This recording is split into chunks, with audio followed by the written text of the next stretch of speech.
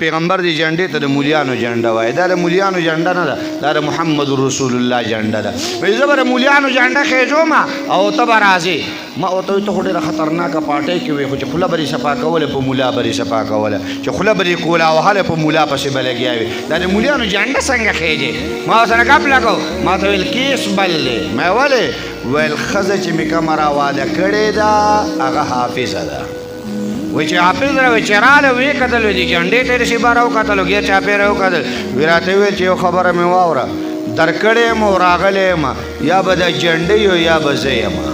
یا به دا جنډۍ یا به زه یم دا دې شیشې بره دا کړې دا خو د مولیانو چې سپکې وي د هغه جنډه ده لرې کوه ما چې څه وکړم ما ته وی چې برګه جنډه به خېجې هله به کار ځي مسته زندګي برابرېږي وی په ړومبې شپې راته ډېر ظالم مهر وو ډېر ظالم مهر وو او وی چې سهار راپاڅېدم وی راپاڅولم وی راته وی چې لمانځه ټیم دی پاسه وی په دې کال کې ما د سهار جمع چېرته نه وه کړې وی په ړومبي سهار راپاڅې پاسه سهار جمع ټیم دی ته جمع لاړ شه وی چې زه جمع له لاړم واپس چې راتلم وی زما هغه ورېرونه او زما هغه ورېرې هغې ټولې راپاڅولې وی چې زه رالم کمرې ته راننوتم وی د ټولو په لاسونو کې قرآن ورکړی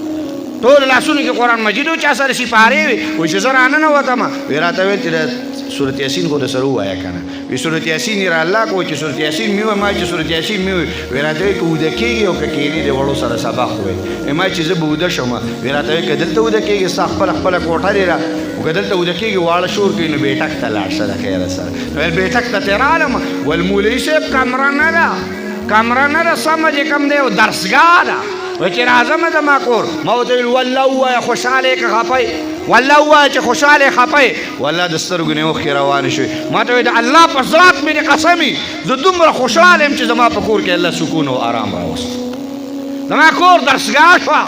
زما کور کې د الله قرآن شروع شو د الله دین خبره پکې شروع شوله زما کمره نه ده والله د الله د رحمتونو اماجګاه ده د الله د رحمتونو ځای دی نو چې دینداره کور ته راولې د خیره سره سجل ویې لکه دینداري به یې د خیره سره دینداري به یې د خیر نو خدای دې دینداره ما او تاسو له کورونو ته راولي نو عرض مې راکړو محترمو دینداره ښځه پاکدامنه ښځه دا د خاوند د حقوقو خیال ساتي د چا د حقوقو خیال ساتي د خاوند د حقوقو خیال ساتي چې بېدینه هغه د خاوند د حقوق خیال نه ساتي هغه خاوند ته مزدورکار وایي هغه خاوند ته څه وایي لکه مزدورکار وایي زه ګټه او راوړه